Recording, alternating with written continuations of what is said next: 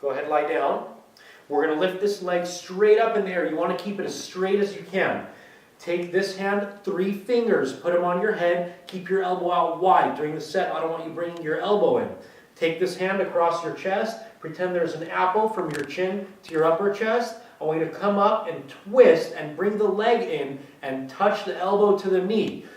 Go ahead, blow out, breathe in, blow out, breathe in. You want to do about a 1 foot movement here, and on the bottom, depending how fit you are, that's how high you're going to go. So if you're very fit, you're going to be able to come all the way up and touch that elbow to the knee, how she is right now. If not, just go up as high as you can, just get a good twist. Also, you don't want to go down and rest. You want to go down, tap, bam, right back up.